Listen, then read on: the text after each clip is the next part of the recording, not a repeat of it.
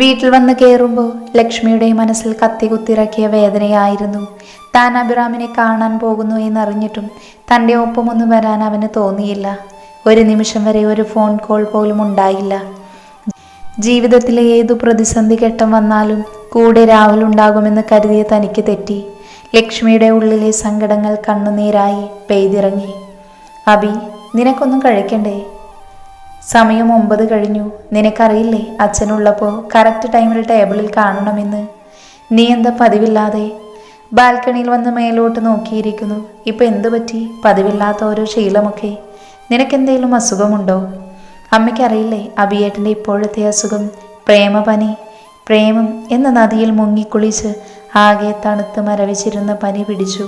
ഉടനെ ഒന്നും മാറുമെന്ന് തോന്നുന്നില്ല. സത്യമാണോ മോനെ ഈ പെണ്ണ് പറയുന്നേ? എൻ്റെ അമ്മേ, അങ്ങനെയൊന്നും ചോദിക്കല്ലേ. അബിയേട്ടന് നാണം വന്നു. നോക്ക്, മുഖമൊക്കെ ചുവന്നു തുടുത്തു. അതൊക്കെ പോട്ടെ, എന്താ കുട്ടിയുടെ പേര്? വേണ്ട വേണ്ട, അബിയേട്ടൻ പറയണ്ട, ഞാൻ പറഞ്ഞോളാം ചേച്ചിയുടെ പേര്. ലക്ഷ്മി എന്നാണമ്മേ. ഓഹോ, നീയും കൂടി അറിഞ്ഞാണോ? അപ്പോൾ അറിയാത്തത് ഞാൻ മാത്രമേ ഉള്ളൂ. എൻ്റെ അമ്മക്കുട്ടി പിണങ്ങിയോ എന്ന് ചോദിച്ചവൻ താടിയിൽ പിടിച്ചു. വേണ്ട വേണ്ട, നിന്റെ സ്നേഹമൊന്നും വേണ്ട. ഒരു വാക്ക് നീ എന്നോട് പറഞ്ഞില്ലല്ലോ. അതിൽ ഞാൻ ആരോട് പറഞ്ഞു എന്നാ? സഞ്ജു മാത്രം അറിഞ്ഞു. പിന്നെ സഞ്ജു അറിഞ്ഞ ഇവിടെ ഒരാൾ എപ്പോൾ അറിഞ്ഞു എന്ന് ചോദിച്ചാൽ മതി അല്ലേ ആമി? അതേ അമ്മി, എന്നോട് സഞ്ജുവേട്ടനാ പറഞ്ഞേ. ഫോട്ടോ തന്നതും സഞ്ജുവേട്ടൻ തന്നെ, പറയാണ്ട് വയ്യാട്ടോ. അബിയേട്ട സൂപ്പർ സെലക്ഷൻ. ദാ അമ്മി ഫോട്ടോ.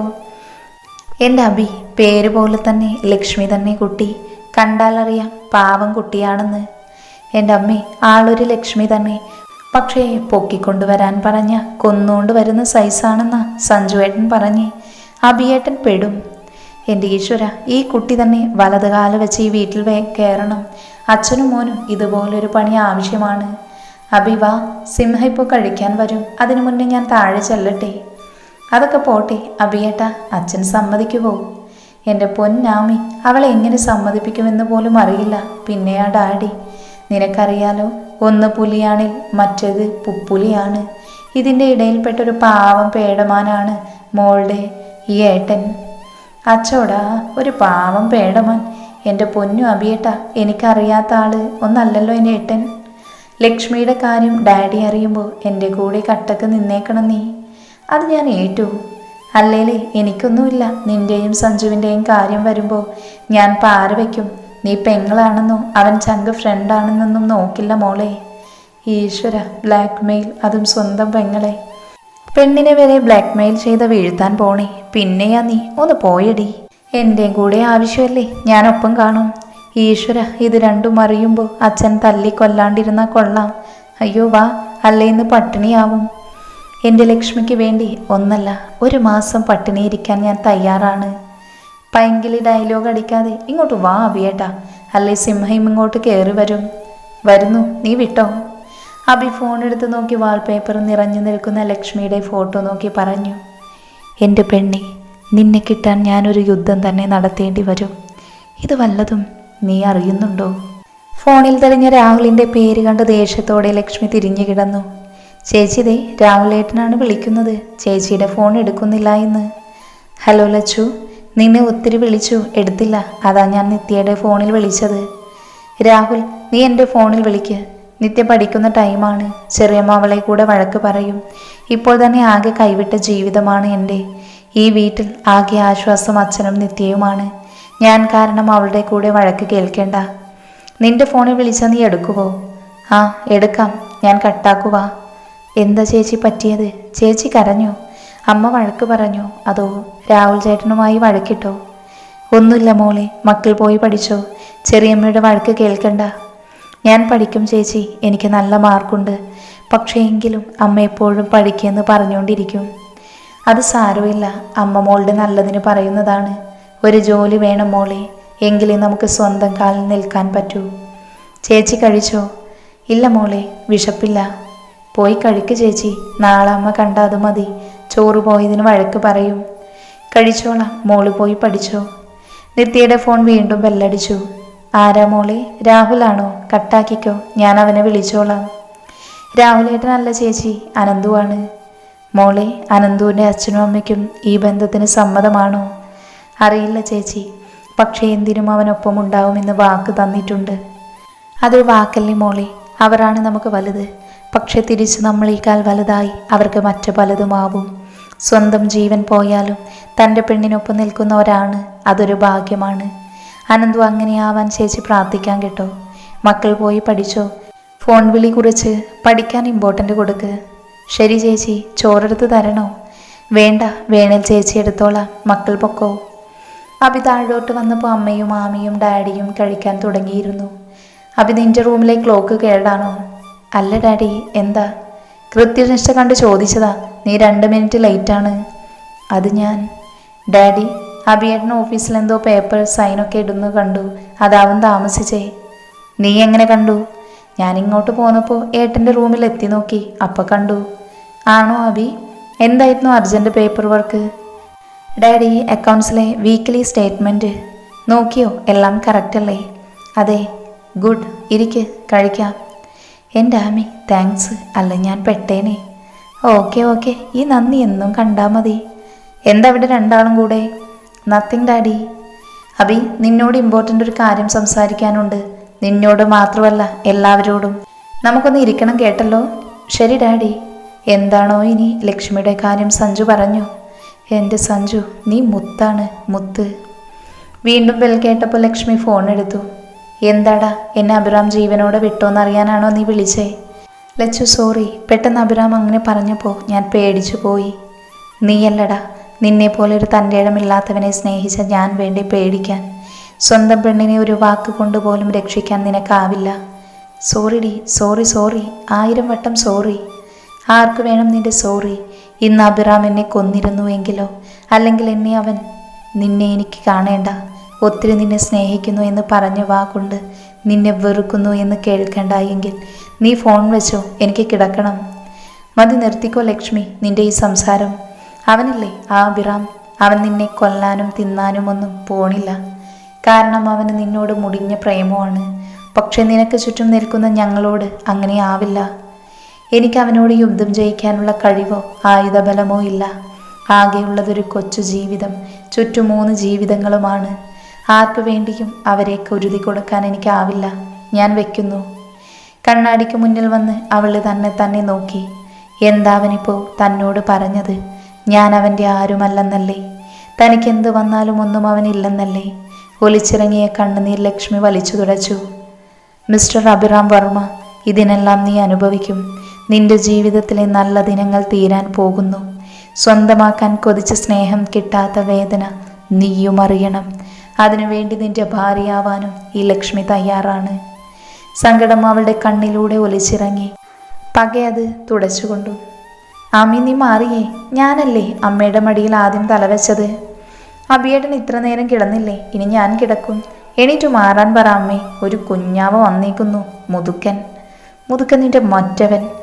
ദേ അഭിയേട്ടാ, സഞ്ജുവേട്ടന് വല്ലതും പറഞ്ഞ എൻ്റെ സ്വഭാവം മാറും കേട്ടോ. ഞാൻ മുതുക്കനാണേലേ എൻ്റെ അതേ പ്രായമുള്ളവൻ, പിന്നെ കുഞ്ഞാവയാണല്ലോ. ഒന്ന് പോടി. അമ്മേ, മാറാൻ പറ അമ്മേ. ഇനി ഞാനൊന്ന് കിടക്കട്ടെ. എൻ്റെ ആമി, അവന് ഇത്തിരി നേരം കൂടെ കിടക്കട്ടെ. അല്ലേലും അമ്മയ്ക്ക് അഭിയേട്ടനാണ് കൂടുതൽ ഇഷ്ടം. എന്നെന്താ, എവിടെ നിന്നേലും കിട്ടിയതാണോ? എൻ്റെ ആമി, നീ പിണങ്ങിയാ? വാ, നമുക്ക് അഡ്ജസ്റ്റ് ചെയ്ത് കിടക്കാം. എങ്കിലും ആമി, ഞങ്ങളൊരു കാര്യം ആരോടും പറഞ്ഞില്ലല്ലോ. പിന്നെ നീ എങ്ങനെ അറിഞ്ഞു? എന്ത് കാര്യമാണ് അഭിയേട്ടാ? അല്ല, നിന്നെ വഴിയിൽ നിന്ന് കിട്ടിയ കാര്യം. അമ്മി ഇത് കേട്ടോ എന്ന് പറഞ്ഞവൾ അവൻ്റെ മുടിയിൽ പിടിച്ചു വലിക്കാൻ തുടങ്ങി. ആമി, എനിക്ക് മുടി വേദനിക്കുന്നു, വിട് പ്ലീസ്. അബി. പെട്ടെന്ന് അങ്ങോട്ട് വന്ന ഗിരിധരൻ്റെ വിളിയിൽ 3 പേരും ചാടി എണീറ്റു. എന്താ അബി ഇവിടെ? അത് ഡാഡി, ഞങ്ങൾ വെറുതെ. നിങ്ങൾക്ക് നാണോ ഇല്ലേ ഇങ്ങനെ കുട്ടികളെ പോലെ അടികൂടാൻ? നിനക്ക് എത്ര വയസ്സായി എന്ന് ഓർമ്മയുണ്ടോ അബി? എന്താ, സ്വന്തം പ്രായം പറയാൻ ഇത്രയൊക്കെ ആലോചിക്കേണ്ട ആവശ്യമുണ്ടോ? അത് ഡാഡി, 28. അപ്പോൾ അറിയാം. ഇനിയെങ്കിലും ലൈഫിൽ ഇത്തിരി കൂടെ സീരിയസ് ആവും നീ. എൻ്റെ രാജി, നിനക്കെങ്കിലും കുറച്ച് ബോധം വേണം. മക്കളുടെ ഒപ്പം കളിച്ച് നടക്കുന്നു. പിന്നെ അബി, നിന്റെ മാരേജ് ഞാൻ തീരുമാനിച്ചു. എല്ലാ തീരുമാനവുമായിട്ട് പറയാമെന്ന് വെച്ചു. സൂര്യ ഗ്രൂപ്പ് ഓഫ് കമ്പനി നിനക്കറിയാലോ. നമ്മളുമായി ബിസിനസ്സിൽ മത്സരിക്കുമെങ്കിലും നമുക്കൊപ്പം തന്നെയാണ് അവരെല്ലാ അർത്ഥത്തിലും. അതുകൊണ്ടാണ് രാമചന്ദ്രൻ ഇങ്ങനെ ഒരു പ്രപ്പോസൽ വെച്ചപ്പോൾ ഞാൻ ഓക്കെ പറഞ്ഞത്. പിന്നെ ആ കുട്ടി സൂര്യ നിന്നെ മതിയെന്ന് പറഞ്ഞുന്ന്. ഇതെല്ലാം കേട്ട് എന്ത് പറയണമെന്നറിയാതെ അഭി നിന്നു. എന്താ അഭി, നിന്റെ അഭിപ്രായം ഞാൻ ഓക്കെ പറയട്ടെ? എന്താണ് താൻ പറയേണ്ടത്? ഇപ്പോൾ ഒന്നും പറഞ്ഞില്ലെങ്കിൽ തനിക്ക് ലക്ഷ്മിയെ ഒരിക്കലും കിട്ടില്ല. അഭി നിന്നോടാ ചോദിച്ചേ, നീ ഓക്കെ അല്ലേ എന്ന്.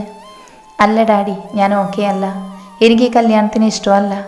എനിക്ക് വേറൊരു പെൺകുട്ടിയെ ഇഷ്ടമാണ്. അതാണോ അഭി കാര്യം? അതൊക്കെ നിന്റെ പ്രായത്തിൽ എല്ലാവർക്കും ഉണ്ടാകും, ഒരു ടൈം പാസ്. ലക്ഷ്മി എനിക്ക് അങ്ങനെ ഒരു ടൈം പാസ് അല്ല. ഞാനൊരു പെൺകുട്ടിയെ താലി കെട്ടുന്നുണ്ടെങ്കിൽ അത് അവളെ ആയിരിക്കും. ഇനി ഡാഡി അതിന് സമ്മതിച്ചില്ല എങ്കിൽ വേറൊരു മാരേജിന് ഞാനും സമ്മതിക്കില്ല. ഇത്രയും പറഞ്ഞവൻ റൂമിലേക്ക് പോയി. ഒപ്പം രാജിയും ആമിയും. ഇതുവരെ എനിക്ക് നേരെ നോക്കാത്ത അഭി തന്നോട് എന്തൊക്കെയാണ് പറഞ്ഞത്, അതും ഒരു പെണ്ണിനു വേണ്ടി. ലക്ഷ്മി. ദേഷ്യത്തോടെ ഗിരിധർ പല്ല് കടിച്ചു. ഉറക്കം വരാതെ തിരിഞ്ഞും മറിഞ്ഞും ലക്ഷ്മി കിടന്നു. തൻ്റെ ജീവിതത്തിലെ ഏറ്റവും വലിയ പരീക്ഷണ ഘട്ടത്തിലാണ് താനിപ്പോൾ. എല്ലാം നഷ്ടപ്പെട്ട ഒരവസ്ഥ. ഇപ്പോൾ അഭിരാമിനെയോ രാഹുലിനെയും ഒന്നും ഓർക്കാൻ തനിക്ക് സമയമില്ല. തൻ്റെ അച്ഛനു വേണ്ടി തനിക്ക് ജീവിച്ചേ പറ്റൂ. നാളെ തൊട്ട് ജോലിക്ക് പോവണം. ഷോപ്പിൽ ചെന്നാൽ മതി എന്നല്ലേ രാഹുൽ പറഞ്ഞത്. പോയി നോക്കാം. ഉറക്കം വരില്ല എന്നറിഞ്ഞിട്ടും അവൾ തൻ്റെ കണ്ണുകൾ ഇറുക്കെ അടച്ചു. രാജിയും ആമിയും മുറിയിൽ ചെന്നപ്പോൾ അഭി അവിടെ ഇല്ലായിരുന്നു. അമ്മേ, അഭിയേട്ടൻ ജിമ്മിലാണെന്നാ തോന്നുന്നേ. വാ നമുക്ക് നോക്കാം. ജിമ്മിൽ തൻ്റെ ദേഷ്യം മുഴുവൻ പഞ്ചിങ് ബാഗിൽ തീർക്കുന്ന അഭിയെയാണ് അവർ കണ്ടത്. ഗ്ലൗസ് ഇടാത്തതിനാൽ അവൻ്റെ കൈ പൊട്ടി ചോര വന്നുകൊണ്ടിരുന്നു. എന്താ മോനെ നീ കാണിക്കുന്നേ? ചോര വരുന്നത് കണ്ടില്ലേ? മോളെ, പോയി ഫസ്റ്റ് എയ്ഡ് ബോക്സ് കൊണ്ടുവന്നേ. കൈ ഒത്തിരി പൊട്ടി. ആരോടാണ് അഭി നിന്റെ ഈ ദേഷ്യം? ഇന്ന് അമ്മേ ഫസ്റ്റ് എയ്ഡ് ബോക്സ്. കൈ കാണിക്കഭി.